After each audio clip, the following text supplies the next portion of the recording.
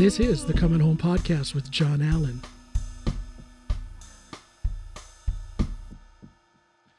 And welcome everybody to this episode of the Coming Home Podcast with John Allen. I am your humble host, John Allen, and today I'm speaking with Lisa McEwen. Hi, Lisa. Hello, good to see you. Good to see you as well. How's things in Canada? They're pretty good. I mean, the sun is shining today, so Yes. that's good. We went from sort of spring weather, of course, to snow yesterday. So that's just the way Really? it goes this time of year.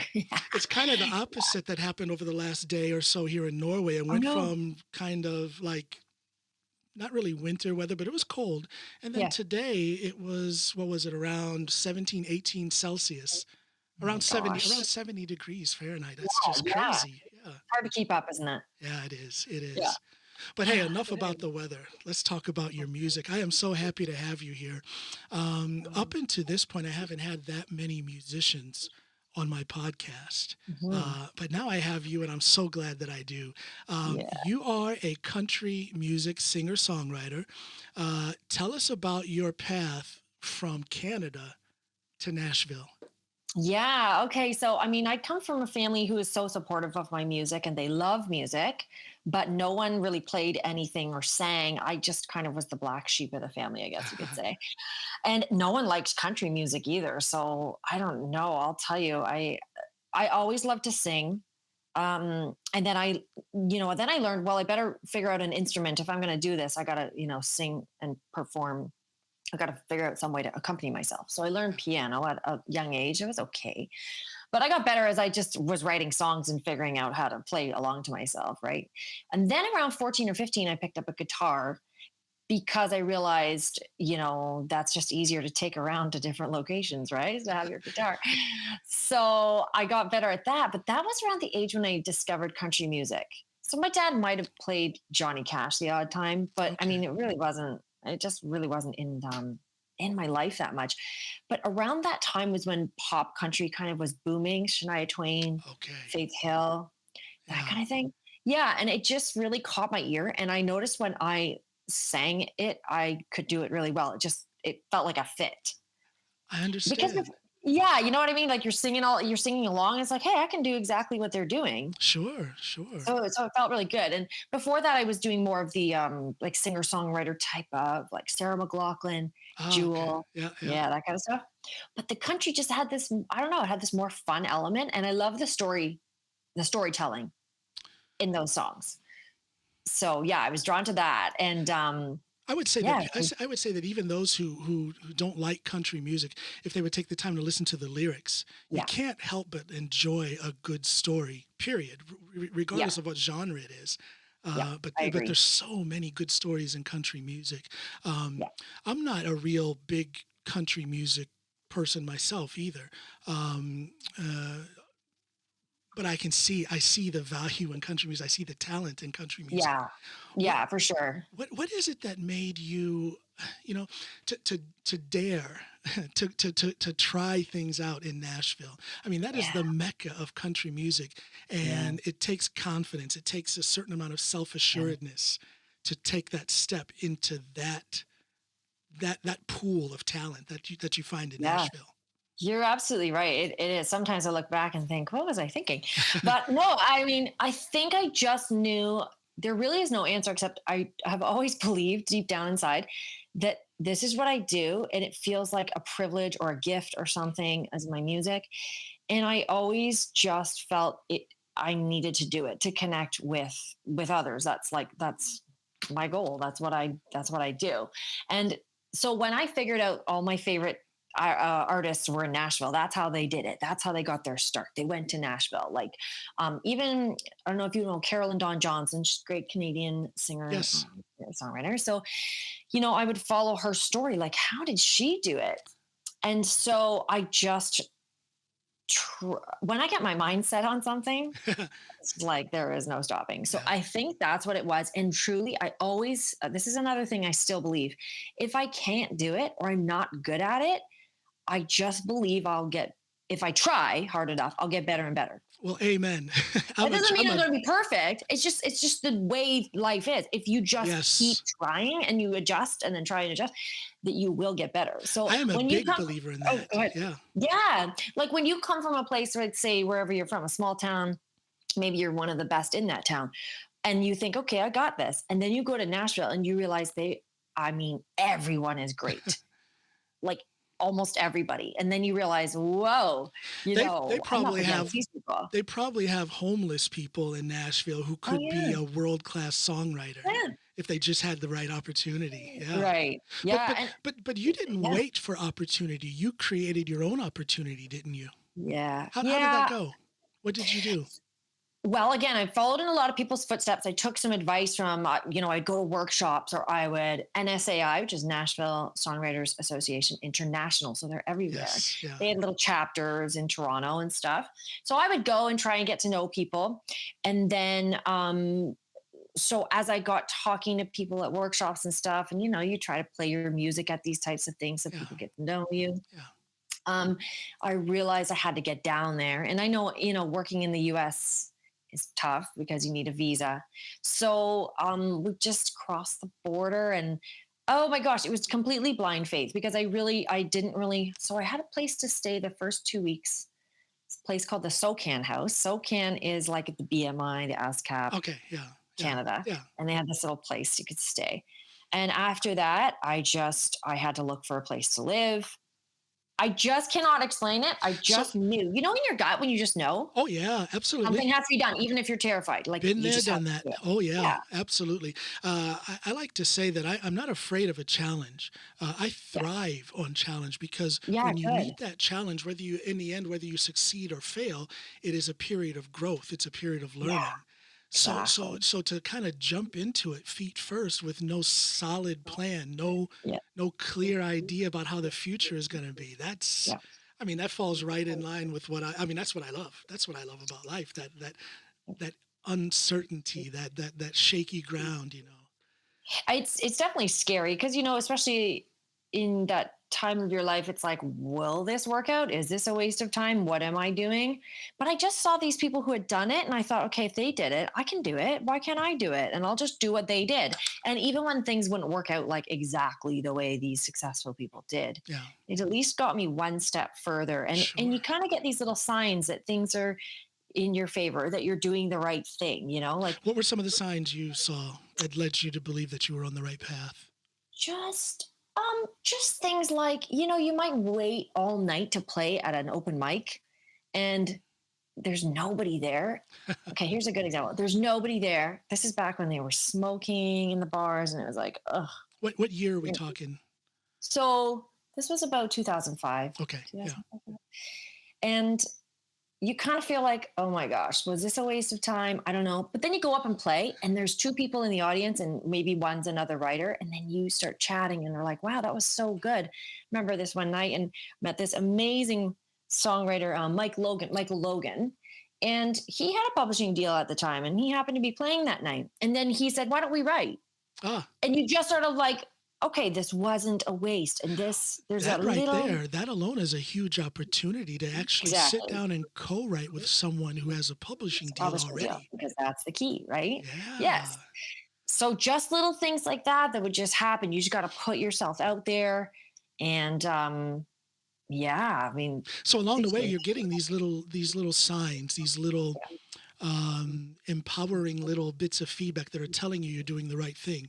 right. But what were some of the challenges that you saw along the way? Mm. I mean, it wasn't all a bed of roses, I'm sure. Oh, definitely not. So, the challenge of, gosh, you can't even. So technically living there, you can, but you're not allowed to work. So you're trying to balance all of that. And then I am a little crazy in that, like, I'm willing to sort of reach out to people, Yeah. even Yeah. if I'm not ready for it. I just do. So I would, reach out to people or whatever, and then just being told no, or we're not interested, or you, How do you handle that? you Did it hurt know. your feelings, or did you get angry? Did you get frustrated, or did you just take it as part of the journey and then you move along?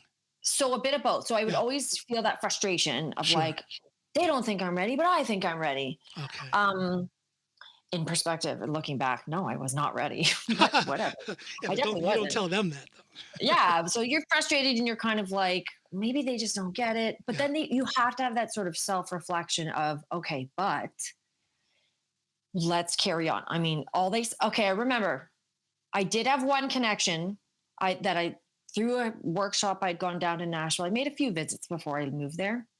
I met Chris Lacey, who at the time was the head of the publishing at Warner Chappell. And she was amazing. She took a meeting with me, and I was like, oh my gosh, Ah, she's going to meet with me. This is incredible. And I played her some songs, and she was positive, and she said, oh, these are good. She just basically, in a nutshell, she said, you just need to write better songs. So carry on, like, now get back to me when you. when you played the song, I'm sorry to interrupt. When you played these Yeah, no. songs for her, did you play them live in front of her, or was it on a CD or something? Or I did. I think I did play them live for her and on CD. And that was another thing I was willing to do because I didn't have not many good recordings. It's not like now where you can record, yeah, yeah, like on your phone and stuff, yeah, and it's a nice clear yeah. recording. I would often play live for people most of the time, especially with something new you just wrote, right? And I'm sure that's more I know that's more impressive to actually be able to pull up a guitar or sit at a piano and play it for that record executive live. Yeah, I It kind of think I shows think it that is. you're the whole package, you know. Yeah, it's so funny, which meanwhile, that's not why I did it. It's because I had no money to record them. But listen, it came across. I was like, wow, look at my Yeah, confidence. I'm just yeah, playing and yeah. singing.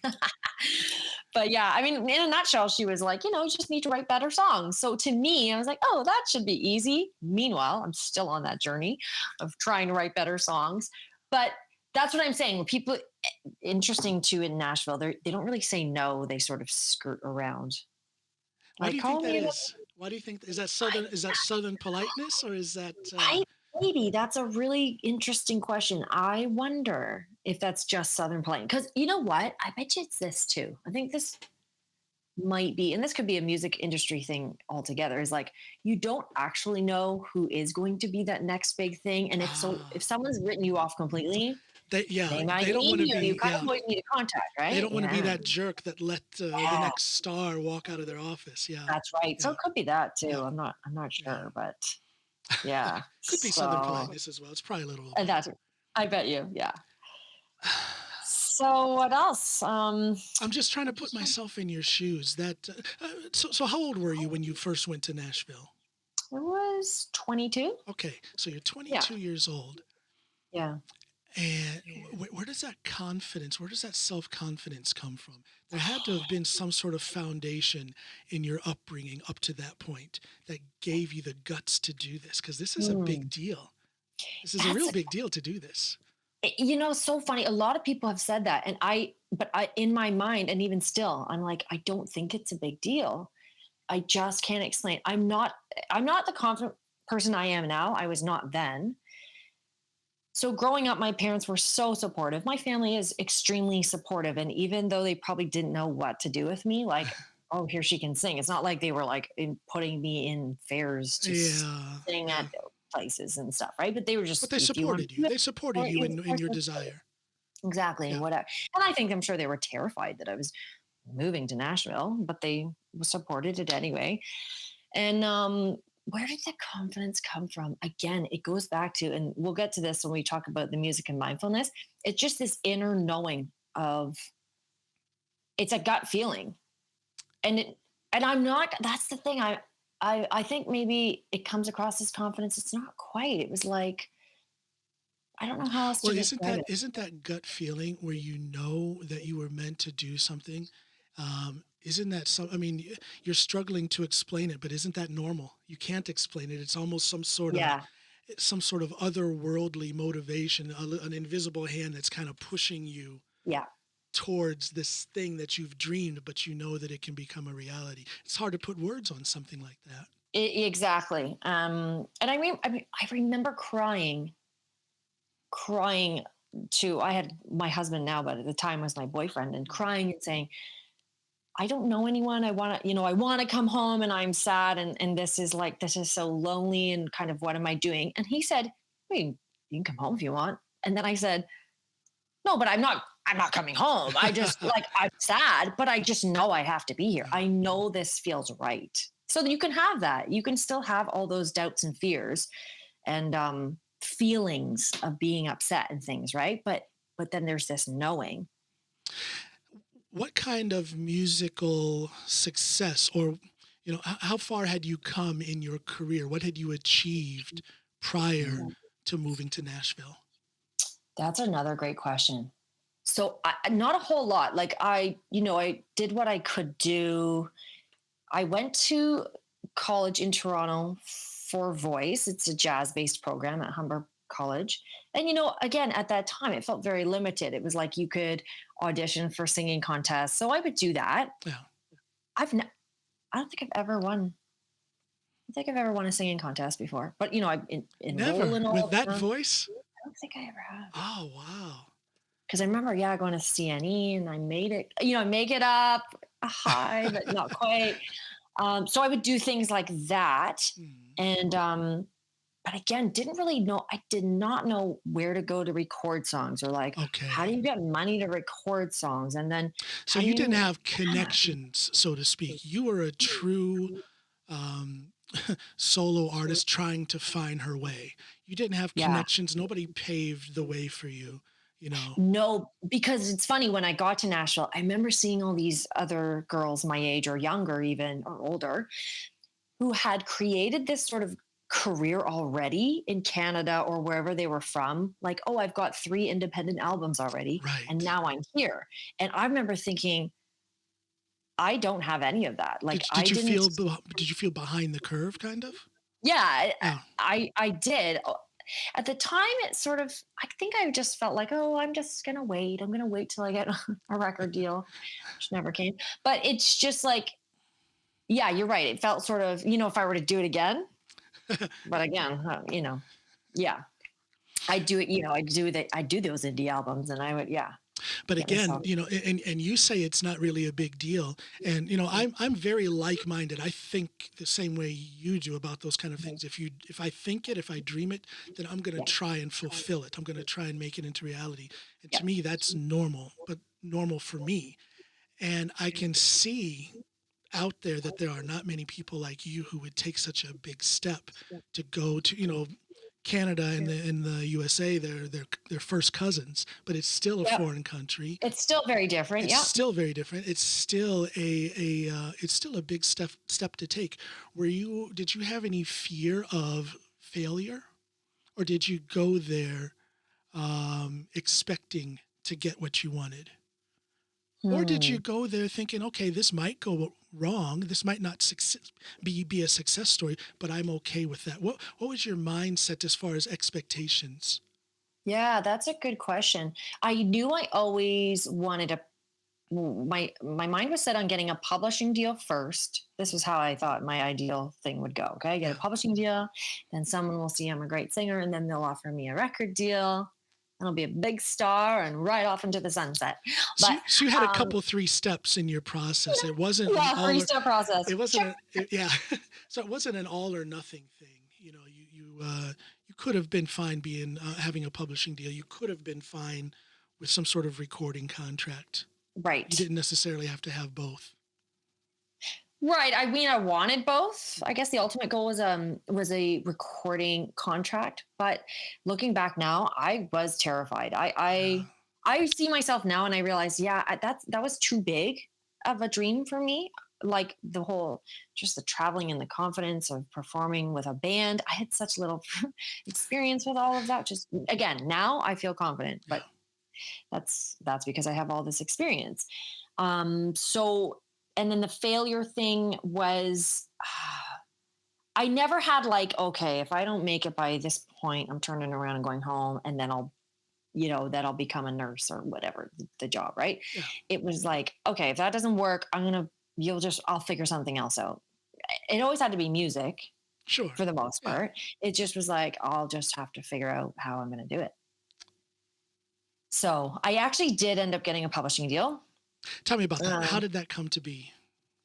See, this was another thing about how like things happen and you realize it was meant to be or whatever. So I had definitely knocked on a lot of doors, as they say, and, met people and took meetings with people who played them songs. And that's another Nashville thing, is like you play them songs and then they say, oh, it sounds good. Play me some more when you have some new ones. So you're constantly just like cycling through. Whereas it's why wouldn't they just make a decision? Yeah. I don't know. Yeah. That's not how it goes. Southern And politeness. yeah, and it's also the way it works. I think they want you to sort of feel like a member of the family. So like when you do start to co-write with people with publishing deals, you sort of then you go into their offices to write and you get to know people and do you fit Well, in? and Yeah, it could a also lot be, about that. yeah, and it could also be a way of motivating a potential writer. I like what I hear, but I don't want to tell them that. Let's see if they've got the Yeah, stick-to-itiveness to come back. yeah, yeah. Oh, That could be it as actually, well. That could that be it. happened once with a girl. I won't say her name, but anyway, so she's an awesome publisher, and she had said to me once, "Oh, I like what you're doing. Come back and play me some more." But I swear, I was like, "Oh, it's another one of like a way to brush me off." And then years later, we chatted. She was like, "Yeah, I told you to come play me some more. I thought you were great." And I see, Ah, and I was like, "Oh my gosh, I should have. I didn't oh, even." live and learn. Yep, Live and learn. exactly. Yeah. So don't. Yeah. So true. So, So for my. Yep. Go no, ahead. go ahead. Yeah. So the publishing deal then. Who are some of the names that you co-wrote with? Um, what became of that publishing deal? Because some people do get a publishing deal, but it's just kind of a nice thing to say on social Ah, media. But you right. actually you produce some work. You have songs out there. Yeah. So how it happened was I was looking up different companies, and there was a publishing company called Murrah Music. Roger Murrah, who's an incredible songwriter, Hall of Fame writer, and let me see. I know. I sent an email. This is kind of a cool story. Yeah. I went on their website. It just was like contact, right? Contact me. And I looked down the list of names, and then I picked it. Her name was Lisa Murrah. And I thought, same name. Let's give this a go. And I was like, hey, whatever I said, I wondered if I can come play some songs for you, which usually she's told me since that like those emails get Yeah. tossed away, right? Yeah. Junk mail, Yeah. whatever, get rid Yeah. of those. But she had this inkling with mine, and she responded and said, I don't listen to the songs, but here, I'm going to pass you on to the song plugger here who does. That's a And step they did. further. That's a step further in the Yes. process. Yeah. And I was like, wow. Anytime someone responds to your email, it's always That's a like, step further. Yeah. woohoo, Just that's that a they win. respond. Yeah. Yeah. Even if they're like, you're the worst. Doesn't matter. They responded. They responded. Yeah. So I did. I played songs for Dan Hodges and Paul Compton, who were the song pluggers at the time, and they loved my stuff. That was so cool. It felt so good. They got it. Yeah. But I'll tell you, here's another thing. Don't give up, because at the time, they did want to offer me a deal, but I think it was something to do with, your budget for the calendar year. And Yeah. they Timing is couldn't. important. Timing's so important. So again, I had to just keep writing with more of their writers. I think it was another 6 months or so before they could actually offer me a deal. So I could have and I was so sad because I thought, this is it. Yeah. Now Yeah. we're going to go. I'm going to start. This is And then they tell you have to wait. Yeah. I'm going to wait. Or that it mean, and then you're like, well, will this ever happen and stuff? So, but it did. So I signed with them, and it was so cool. And I mean, they hooked me up with some incredible writers like Josh Keir. He wrote Before He Cheats for Carrie Underwood. Of course. There you go. Josh Keir. Yeah. Tons more songs since then. But when I was writing with him, uh, I think Before He Cheats, it was on her album, but it wasn't just released yet. It hadn't even been released yet. I remember celebrating that one going number one. Yeah. So like things like that, writers who just incredible track records. And I mean, that was amazing. And that talk about fear, right? Because you're like, okay, I think I'm okay. I'm good, whatever. But then you're getting into a room with these people. Well, yeah, I can see where that would be intimidating, but Yeah. I'm sure it also brings with it a sense of fulfillment of the dream, a sense of belonging, to actually Hmm. be in a room with songwriters. I mean, hey, this guy wrote for Carrie Underwood, and now I'm Yeah. writing with him. Oh my gosh. Yeah. Yeah. For sure. Yeah. Of For course, there's sure. that There's that moment. starstruck moment. Of course, Yeah. there's that moment of maybe of stress where you feel like you have to live up to something, but there must Yes. also be some satisfaction, kind of like a stamp of approval on your product, on your writing. Yeah. Yeah. But you know what's so funny? Back then, I don't do this anymore, but back then it was like until I have that little number one song to my name, it never felt like things were enough. Okay. Yeah. I think that, and again, this is all going back to like the things that I wanted to help people with my course is you, you just, you got to take the time, like you're saying, to appreciate that, holy smokes, I'm writing with this incredible writer, Yeah. instead of like, we got to make something happen. And yeah, all the different stresses that come with It's that. I find myself constantly, and this isn't a negative thing. I think this is a positive thing because again, struggle leads to growth. But I find myself sometimes I have to balance my, um, the desire to better my situation or better my talents. Mhm. There's the drive for that, which can be quite consuming, and it can get to the point where you forget what you're already good at, what you've already accomplished, and Yeah. your current position of a certain level of success. So Yes, there has to be a balance in there, and it I think really it takes does. a certain level of maturity. I don't think, you went to Nashville when you were 22. I don't think I would have had my maturity at the level Yeah. that would have been necessary to take a trip like that and make the most out of it. So I think Yeah. it says a lot about what kind of person you were at the time, and then to think, the years since then. Of course, you've experienced more, you've grown more, Yeah. you've built on your talents, so you're in an even better position now to make new goals and bring them into reality. Yeah, I agree. I do feel that way. You definitely learn and you grow, and yeah, I mean, yeah, it's all working. It's all working, as long as you have the time for self-reflection. Yeah, But you're right. I mean, that I do get, I guess I wish looking back I had more appreciation for where I was at. I yeah, think that probably would have helped me yeah. get further. But that's maturity. Again, Yeah. I don't think I would have handled it optimally as a 22-year-old. Yeah. I think back Yeah. when I was 22 and I think of what I was into and things I Yeah. wasn't into, things Yeah, that I for sure. chose to leave alone. And, it's just part of the It comes journey. with time. Yeah, Yeah, for it's sure. just part of the journey. Yeah. But here you are today. You have that experience behind you. You've had that publishing deal. You've got songs that have been out there. Are you satisfied with your current situation as a musician, as a performer, and as a songwriter? Hmm. I am. With the last couple songs that I've recorded, I have come to a place where I am fully satisfied. I really feel like they are like the best that I can do right now. I'm in the past, again, it was all a learning curve. So it was like I'd record things, but then part of me was thinking, I don't know if this is really, or I would just wouldn't speak up. For example, I was too scared to talk to Ah, producers, didn't know what I was saying, or, didn't I want to see. look dumb. So I Yeah. wouldn't ask for what I want. So then the product I would get is not what I was looking for or what I wanted. Right. But Yeah. I've grown and I've learned to speak up, and I've learned to be confident, and to be confident that if I don't know what I'm talking about, that's okay. I can ask questions. And so now I feel like, yeah, my music is exactly where I want it to be. There's a couple things in what you said just now that make me want to ask this question.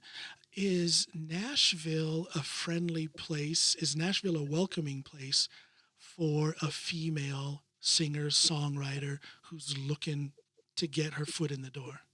Hmm. Well, it's been a while since I've actually been there.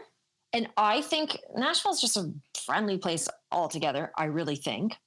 But I don't want to speak on behalf of all the females trying to get into country music in Nashville. But I will say there's actually this wonderful podcast by friend and co-writer Victoria Banks and her other girl co-host is escaping my mind, but they've got one called The Table, and it's about um, is there room for women at the table, specifically country music, and how are they kind of like they're not played on the radio as much. It's this whole thing. They're not, so they could probably speak more to that, but I think, oh gosh, that's a whole other can of worms. Do we all have the same amount of uh, what's the word, respect or whatever? Yeah. Yeah. Yeah, but I guess, in today's society, uh, I don't consider myself a social justice warrior at all. Um, I think that's kind of, I think it's kind of wrong or out of place to label people as that. I'm a believer in right and wrong. Hmm. And I had an experience where I got to work with Elliot Mazer, Neil Young's producer for the Harvest album. He produced some other country acts and whatnot. And one of the things that he told me was that Nashville is a great place. And then he paused. He said, if you're not a woman. Mm, So there were a couple of things that you said describing your journey, and then that quote from Elliot, what he told me, and that's what kind of interesting. pushed me to ask you that question about your Yeah. experience. Again, this was a few years ago, but I don't think Nashville has changed too. I don't know, but I wouldn't think Nashville has changed too much. But I just think it was interesting that Elliot Mazer told me that. Yeah. But I've you never never really heard it put like that. you never experienced it that way. You never felt like you were shut out or your opportunities were lacking because you were a woman. No, Nope. actually, I do. I do. Okay, so now Okay. we're talking about this. I do recall a Okay. specific time Boy, I'm where I a remember good boy. I'm a good interviewer. you're doing great. That's right. Like you're pulling it out of me. I remember this time I sat down to play for this publisher and I played him what I thought were great, best songs, whatever, best songs for me. Because someone I think it's maybe someone sent me to his office because they were looking for a writer. I know they were specifically, again, with the whole timing, right? And they were looking for a writer. And he said something to the effect of like, oh, it's good, but, and I don't usually have the audacity to sort of push and ask questions, but I No. think I felt like, well, this is pretty good. You're looking for a writer. So what's going on here? And Yeah. Yeah. he never, and he'd skirt over it like, well, you're really good, but, and he just didn't have an answer. And finally he goes, all right, all right, all right. I'll be honest. We're looking for a male writer. See, now that and And I'm that like, oh, I can write male songs. I mean, I'm a writer. My name's gonna go on the credits. I'm not. So there you go.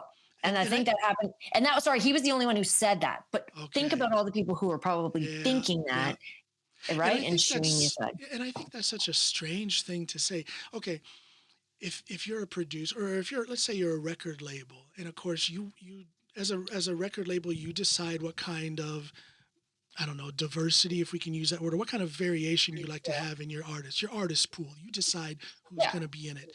And if you make the decision, hey, it's time for us to try and pull in a new male artist, Yeah. that's one thing. But to say that you want a male writer, Right. I'm just trying to get my head around the logic of that, because a good songwriter, I mean, I can, instead of writing and he loved her, I can write and she loved him and change the Well, lyric. Do you know what I mean? I can change the. I do, but because it's such a male dominated industry, because radio stations have even deliberately said in the past that there was this guy that said, in a salad of something to do with radio is like a salad and the female singers are just a little tomato. So they go in, so 3 or 4 male songs and one women's song. And that's just the way it is. So when you're writing songs, my thinking on their behalf is like men and tonally, they may not jump all around, right? Like my voice can go high and low Yeah. and all over. Maybe I write my songs that way. And theirs can be just very in neutral in one area, right? Because Yeah. of my voice. I mean, can I change to do that? Absolutely. But this is me completely thinking this is their thinking. They were male dominated. So we want in the boys club, we want some more boys who can write with the boys and think how they think, sing how they sing, get us more cuts, Yeah. make us more money. I guess I understand, I can't be naive. I don't want to be naive and not acknowledge that that's the line of thinking in the music, not just Nashville, but in the music industry. But I truly cannot get my head around that specific way of reasoning, of thinking. Yeah. I just don't Yeah, get it. because A I good have songwriter a is a good song. songwriter. Agreed. I have a song called "Girls Will Be Girls" I wrote years ago with 2 great guy writers. Yeah, They're awesome. I mean, and yeah, of course I have stuff that I can contribute just because I'm a girl. Which funny, I have my next single, which is not out yet, is called "Because I'm a Woman," and it is all about this. I wrote on my notes here that I need to tell you that I think that was so beautiful. You played a few lines of that on your on your Facebook feed a little while Oh, ago. did I? Yep. Yes, that's right, because it was International Women's Day. Yeah. Yes. Yes. Yeah. Nice. I Yeah. love it. Very Yeah. nice. Just with, well, I was sort of inspired from listening to this podcast about women in the country music industry and how frustrating it can be, Yeah. and just my perspective as a Yeah. woman. Men are great. I don't want anyone going, oh, you aren't, you're knocking men. It's not that. That's my perspective that I've lived, and so I'm going to talk about it. And that's what Okay. music does. Your perspective and men. Now let's tie this together. You have a single called "Riding in Cars with Guys." With I love boys, that. yes, I'm riding sorry. in her voice. Yeah, Yeah, yeah. I'm sorry. Yeah, I love that song. That it's that song that led to me inviting you on this podcast. Right. That is such a, and I don't know how to put words on it, but it is written from a very interesting perspective. It's written in a very interesting way. It's almost a non-country-ish way. Mm. It tells a very Yeah. clear story, but not in a traditional country way. Right. As a songwriter, when people ask me, how did you come up with that? I almost don't like those questions, but I'm going to ask you, how in the world did you come up with that? It's such a beautiful song, great melody, but the writing, the lyrical content it's just so different. Thank you. It is different. I was inspired after I watched a documentary on Taylor Swift. Actually, I think it was last year. So her kind of, gosh, it was so cool to see her in the documentary. She's just creating and what I noticed is she's writing these simple, like not simple songs, but just it looks simple or easy. And then they create this beautiful magical moment in the studio. Like that's what brings it to life. Yeah. So I started thinking to myself, maybe melodically and things, it's simpler than I'm thinking. Like maybe I don't have to overthink the melody, but the lyrics, I can't explain except I sat down to write, and the first 4 lines came out. They rhymed. I love rhymes, but they rhymed, and that the lines were, if a tree falls down, with no one around, doesn't make a sound. And if you leave this small town and turn right back, does it even count? And then the third line is, I'm impressed. I'm impressed that you remember your lyrics. I never remember mine. I really don't. Look at me sitting here thinking. Then the third line is, it doesn't matter. Go listen to the song, everybody. Yeah, everybody, I have to say this. Everybody go and listen to the song. You will not be disappointed. It's a beautiful song. Thank you. So those first 4 lines came out, and I thought, where is that going? What is that story? Yeah. What is that about? And I sat with it for a few days. Like I started seeing pictures in my mind. That I'm a very visual person. And I started seeing, and then when I can see the character, it was a fictional character, but I could see them in my mind, and I could see what they were doing. And just, I could see this sort of teenager, like almost back in the day, like, I don't even know, the 60s or something. I don't know. Yeah. And just life was simple. And then, so it has this nostalgic feel, right? Yeah, it does. It does. You think that life is simple, and the next thing you know, life happens. And so the words just kind of fell out like that. Now, I definitely tweaked it, just worked really hard on perfecting it. But yeah, that's kind of how so you kind of had an after edit. You wrote it, but then you went back and adjusted and fixed things. Yeah. How often do you do that? Or is that normal for you? Or do your songs, when you write them? That's normal. I rarely do I like the whole thing. Oh, it's happened. Oh yeah, that's happened. But like, I always bounce it off of people I really know and trust that will give me honest feedback. And if they go, if you get the same kind of feedback from a couple of people, or even just one person that you trust because their success record in the past, has worked for you, then you kind of trust them, right? But so I'll do that, and then I'll tweak it till. And honestly, even that song, I was still tweaking it till finally I was like, I think I'm done. Even though it could probably be changed and better, it's like, okay, I've overthought it too far, right? So I just let it go. But it's again, it's a different kind of country song. The production, the musical side of it is country, but the lyrics aren't. And I just think it's just a cool mix. It's just a cool mix. Yeah, it's country, but it's different country, because country has had a reputation for being almost like a cookie cutter or a factory produced genre. And Right, it right. has become that. Um, so when a good song, a good well written song that's different comes out, it really stands out. And Well, thank I you. think your single really got that done. Thanks. And actually, the people who produced it, this was again me going out on a limb. I reached out to someone I know, great producer in LA. His name's John Kleinbell, and he works with Bill Leffler, who's produced for Ingrid Michaelson and other people. And they work a little bit in the sync world. Well, I shouldn't say a little bit. They work quite a bit in the sync world. So I knew I wanted it to have the production of more pop. I wanted a bit of Okay. country, still the pop, right? Yeah. So they definitely put their cool flair on that. They definitely put a good touch on it. But again, Yeah. it's just a solid, good country song. I love it. Nice work. Thank you. I really Nice work. appreciate that. So let me ask you now about music, mindfulness Yeah. for Music and musicians. mindfulness. Yeah. You Yeah. have a very interesting course. I've only looked around the edges of it. I haven't really gotten into it. I've been saving that because I want to hear it directly from you. I do know it's interesting. I do know it's intriguing.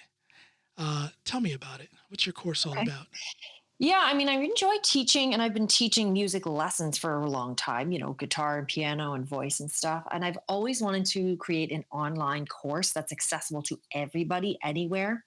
I just, again, with timing, I just wasn't quite sure what and how and when. And I've always loved mindfulness and like It makes all the life things. easier. What's that? It makes life easier. Yeah, and Mindfulness does. all the things we're talking about, the intuition and the feelings, and where did that song come from? Yeah. Good question. That sort of Yeah. inner tapping inside, right? So my course that I'm in the midst of creating, it's hopefully almost done. Um, is so funny that you said earlier, you haven't seen anything like this. So I hope this is a good thing because I've searched and searched too, and I haven't found anything like this. So I've found tons of courses about how to write a great song and how to work with the top writers or, Yeah. how to write a great top line and all of these things. Yeah. But or mindset. Okay. So then there's that. There's like how to win at whatever your game is. Yeah. But no one's talking about how to tap into that inner side of yourself to basically unleash your inner genius that everybody has. And I'm not saying that I can guarantee everyone is going to be a Grammy award winning songwriter, but we are all unique individuals and we all have a story to tell. But the things that are blocking us from telling those stories is our insecurities and our doubt and our a fear of, is this going to sound dumb? Yeah. All of those things. I think everybody, whether you're an artist of some sort or just a regular layperson who has nothing to do with music or the arts, I think we all have a certain amount of untapped potential. Mm-hmm. And it stays untapped because of our own, you could be a motivational speaker out there speaking to hundreds of thousands of people per year, but even that person has a certain amount of doubt, negative thought that blocks Absolutely. a certain amount of their potential. So the key, 100%. the key is how do you minimize that blockage? How do you minimize that negativity? Right. And if I've gotten the right impression, I believe that that's part of what your course touches on. How do you open yourself up to your full potential? How do you realize what you? Big time. Yeah. In fact, that's exactly what it is. So my modules are like, for example, there's one on just writing on your own. And I give it exercises like walking someone through a visualization, and, how to use affirmations and working through your subconscious beliefs. Like what are things that you're holding on to that you can maybe set aside, and maybe you can, your brain actually neuroplasticity, I believe it's called. You can retrain your thinking. You can retrain, how you do things.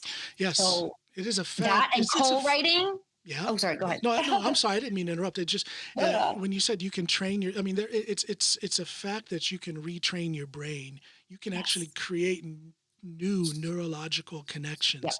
Yep. And if you have a lifetime of doubting yourself, if you have a lifetime of being told that other people doubt you, it Yep. creates a certain condition in your brain, which you can rewire. I'm not saying it's easy, but you No, can exactly. rethink your image of yourself. Yes. And there's certain exercises that you can do to sort of retrain yourself, like you're saying, and start to feel good and make progress. Yes. So that's what I'm offering is these exercises and these, it's a practice, right? So there's these things that you can do every day. And then there's a module on co-writing. And just like I talked about in Nashville, when I mean, here I am writing with these incredible writers and I'm terrified. And it like either it would make me talk too fast and like blurt everything out like crazy and it's ridiculous, or I was so terrified I didn't say a word. And I just feel like I wish I had these tools back then Yeah. to calm my mind, to calm my own self, to know that I can do it. And it's not just it's self-talk, yes, but there's some things that you can do before you go into these situations that really are going to help your peak performance. In fact, athletes have been doing this. Athletes have been doing this for years. I am Like, so. what are we waiting for, right? Did This is you what I'm trying to bring did you to read my people. notes when I was waving them? Because I have it written down No. here. Because I have I'm a powerlifter. I'm a competitive powerlifter. I've been on the Oh, U.S. national team and whatnot. So I'm very much an athlete, but I'm also right. very much a artist, performer and Yeah. The creative singer and side for sure. songwriter. And Mhm. I see a parallel between those two worlds, the focus, the mental imagery that can lead to performance as an Yes. athlete. It can also be applied to music and to other arts. It's Yeah. very much in the same world. It's the same little universe there. Yes. Yes, and I hope that I can shed some light onto it. And it's funny because I just heard today someone say, when you go to the gym and work out, say you're like, hey, buddy, I'm going for a run. They'll say, good job. Like, good for you taking care of your health. But no one ever says, I'm just going to take half an hour to meditate. It's very, people find it very personal. And also, no one's going, hey, good for you. You really, Yeah. hey, taking time for yourself. It's like, but it's a muscle and it needs to be strengthened just like all the other things that we do, right? I take 10 minutes, at least 10 minutes Yeah. every day. That's on my schedule every day. I set that aside for meditation. Call it Yeah. meditation, call it prayer, call it reflection, whatever you want. But Right. those 10 minutes are in my schedule, and that is the most Awesome. important part of my day. And it's so giving. It's such a Yes, you nailed it. it's such a band-aid on all of the sores that you can gain throughout the day if you allow it. Well, I Yes. shouldn't say that because sometimes it just happens that we're faced with adversity. We're faced with negativity. We can't control what other people put out there, Right. right? But my way of dealing with that, my way of healing that as quickly as possible and getting past it is that at least 10 minutes of meditation every I day. love And that. it Yeah. works. It works. It does. I'm the same way. And listen, sometimes I forget. I get too busy and I don't. Or, sometimes you have the busy mind and you feel like you didn't do a very good job, quote unquote, of meditating. But Yeah.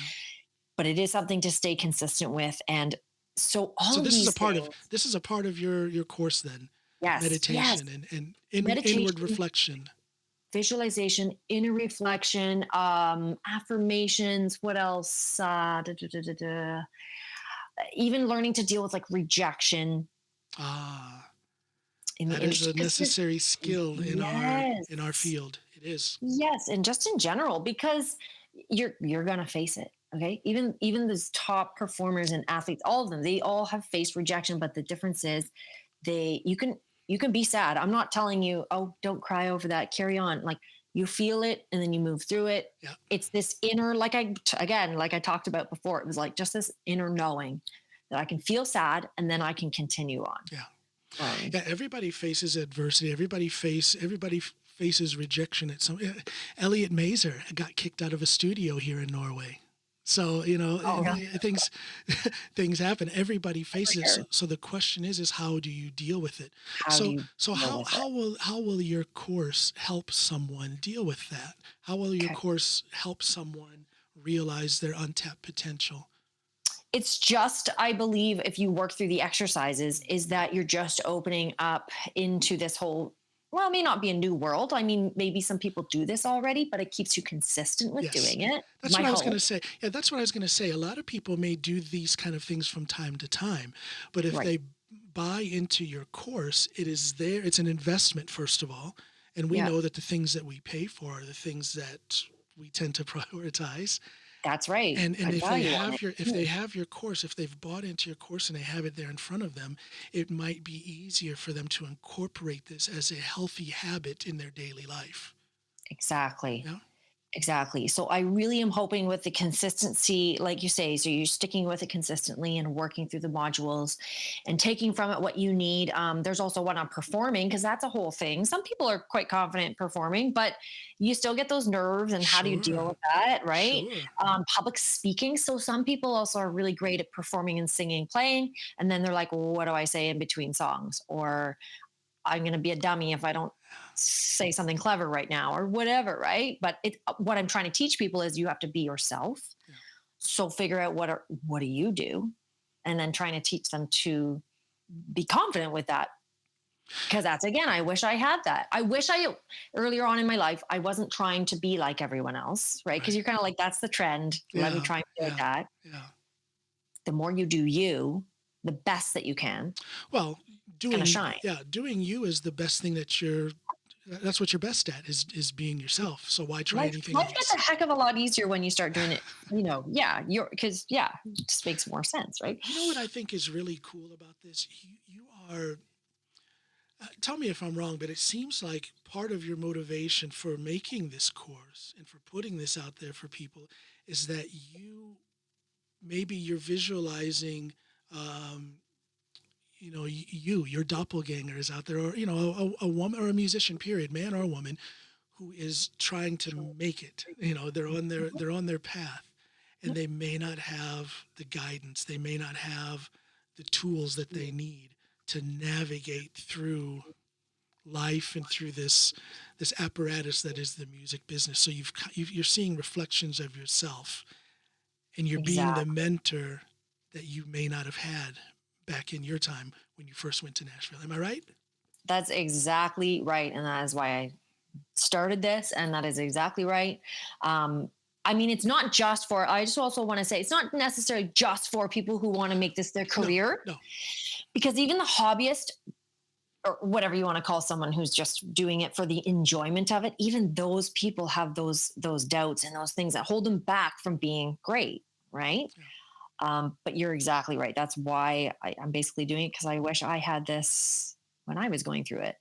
And these are all things that you can then apply to your life. The cool thing, I'm sure you've realized too, with the meditation that you do, is like, you maybe started it to like help you with one area of your life, but sticking with it, you realize it's actually helping other areas of your life.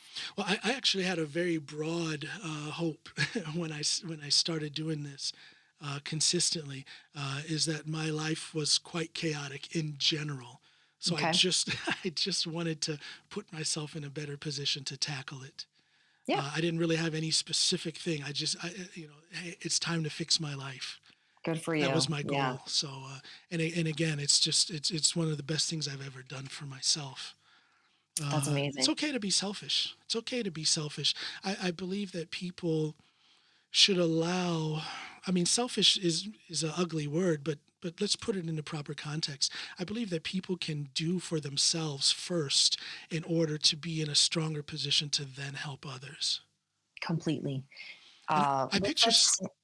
No, go ahead. Go ahead. I was gonna say, there's a saying of like, how can you, something about you. No, you go ahead. I'll think of exactly what the saying was after you've spoken. No, I was going to say, now I forgot what I was going to say. Oh, shoot. Oh, man. Mine was something about, you can't help others when your bucket is empty. Maybe it was like, the thing about the yeah. oxygen mask in an airplane or something. Yes, exactly. Like all of that, right? All of that. Which we know we have to, and not in it's interesting, the selfish word, right? Not in a selfish way, just a taking care of yourself. Yeah. So that you can help take care of others. Yeah. It's interesting. Let me ask you this. There's so many great musicians, both solo artists and bands in Canada that have come out of Canada. Mm-hmm. Who's your favorite artist, Canadian artist? This is a loaded question because there's many. Okay, Canadian. I'm going to probably say someone and then go, oh, shoot, I should have said the other person and the other. It's a tough question to answer. Yeah, because... Okay, oh my gosh. okay, songwriter, lyricist. Let's start with that. lyricist. Okay, honestly, my favorite songwriter out of Canada. Oh, because I love Sarah McLachlan, but Carolyn Dawn Johnson. I really do. I really think she's incredible. Um, yeah. Favorite favorite solo artist? Solo artist just of Not a all time, band, or just a solo out of artist. Canada? Yeah. Oh, we'll see. And I love Michelle Wright. She's a great solo artist. Neil Young, Oh, thank you. Yes, right? Neil Young. Oh, so am I missing? Favorite band?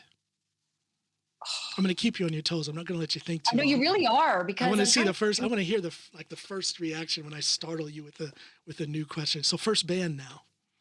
First You've band. talked about I don't listen. songwriter. You I talked don't about really artist. listen to bands. I shouldn't say I don't listen to them, but like I'm not really. The first one that came to mind, but they're not my favorite. My husband's favorite is Tragically Hip. God, that's a good band. I've heard Blue about. I've Rodeo. heard Well, about them. Tragically Hip. I've heard about them, but I haven't heard them. So yeah. I probably should check it out. I've been hearing things about them off and I'm on. gonna kick myself after because I'm gonna be like, I'm not mentioning all the other people. But Let's go with mine. Favorite yeah, solo. why don't you go ahead? Yeah, that's a good idea. Favorite solo artist Neil Young. Yeah. Favorite lyricist. It's a tie between Neil Young and Joni Mitchell. Oh, Joni Mitchell. See? Yep. Favorite band by far Rush. Rush. Yes, Yeah, I know. Everyone loves Rush. Yeah. Yeah. Very cool. yeah. Yeah. My parents saw Rush, I believe, or maybe it was just my dad, like in some high school gymnasium when they were just starting out. I Something never cool got the like that. chance to see them live. Never got the chance. Oh, Oh, shoot. That's too bad. opportunity lost. Oh, I had a I lot of always say chances. when I was gonna say I always say when someone comes to town, no matter how much their ticket prices are, you go because you just never know when you're gonna get another chance, right? It was for me. It wasn't because I didn't want to go, but I was always busy with stuff. Work. I was a police Yeah. officer in Illinois, Oh, and I was always working when they came through. And then, my time in the military, I was in the U.S. Marines, and they were doing all their world tours during that time, and I just oh, busy shoot. out deployed and never had time to get to see them. And Oh, that's all then right. and then here in Norway, they I don't think they've ever come to Norway since I've been living here. So Jeez. Well, there you go. You're busy living your life, so living that's all life, right. yeah. That's I okay. catch them on Yeah, YouTube. I catch them on YouTube. that's right. Yeah. Listen, Okay. I know we have a limited amount of time, but I wanna wind up by saying a couple things. First of all, I wish you the best of luck with two things: your continuance of your music career, because I think you're on to something. There's things happening. I think you've got. I mean, the sky's the limit for you. You have a fan. I'm a fan. Okay. That's so sweet. I really appreciate that. Thank So I you. want to wish you the best of luck with that, and I also want to wish you the best of luck with your course, because I think that course has the potential to change lives. I do too. And I want my listeners to know I'm not being paid to say this. I'm speaking from the heart about what I know so far about your course. I mean, it attracted me right away, and I think it has the potential to change lives, because the sky's the limit with anyone unless that individual decides that the sky isn't the limit. And Yeah. this course looks like it can teach people to realize all over again that the sky's the limit. Absolutely. Yeah. Oh, thank you. I really appreciate that. I'm excited for what the future holds. It's been really great talking to you. Well, Um, that's good to hear you say you're excited for what the future holds, because there's a lot of negativity out there. People are, and I get it, people are frustrated with lockdown yeah. and being so isolated, but I have to challenge people to try and find that. I mean, but there is positivity out there. Well, You know, I've you literally found all of these past few singles I've put out that I've found such fulfillment and joy in, and doing this course has all come from all this time yes, yeah. to focus on it. So And I preach this, that in these times of isolation and solitude and these crazy times, if you're an artist, practice your art. yeah, Isolation can actually bring you focus. yeah, And no, for those who aren't engaged in some sort of art, whether it's writing or music or whatever, Mhm. see if you have something in you. See if you have something in you that hasn't been tried yet. Give it a shot. Yes, I love that. You're so right, because I love that you just said that, because I've always for some reason thought I'd like to write a book someday, but I was like, when am I going to write a book? But when we went into I'll race that you. first bit of lockdown, I was like, oh, I literally thought, well, I'll just try. You And I'm want sure it's terrible, but I wrote like 70,000 words or something. And so like, why not? It's just enjoyable. So yeah, give it a go. Like, who cares if it's no good? Like, just enjoy it. I had to smile a little bit.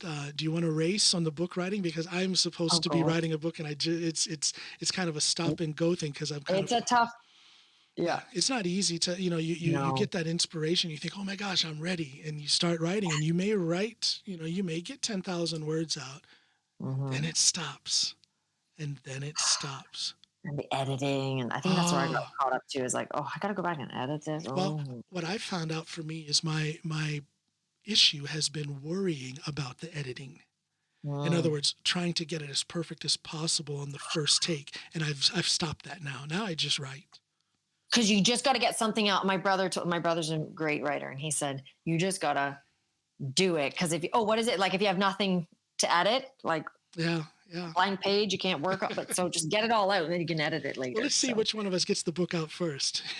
oh, yeah, exactly. 10 years later, here we are revisiting the Still podcast writing. about writing. Right? Yeah, And we can't exactly. say we never meant to write it because now people are going to see it and hear it on this podcast. So. That's right. They'll say, "So what about that book you're Oh writing?" gosh. It's coming.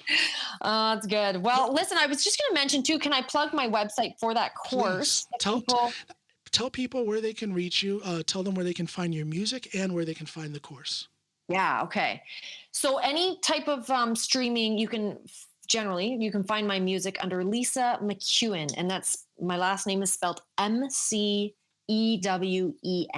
That's Lisa McEwen. And my course, I have a little sample tutorial, and you can sign up for that and be on my email list, and I'll keep you updated when it comes out. And so that website is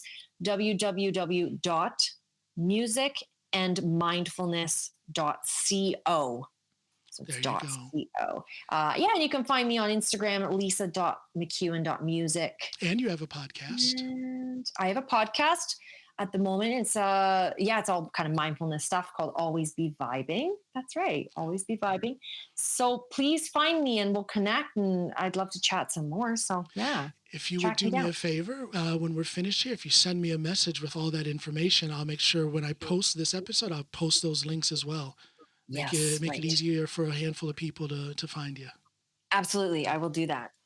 Well, listen, Lisa, I absolutely back you 100% in all you're doing. I think great things have already happened for you. I think even greater things are to come.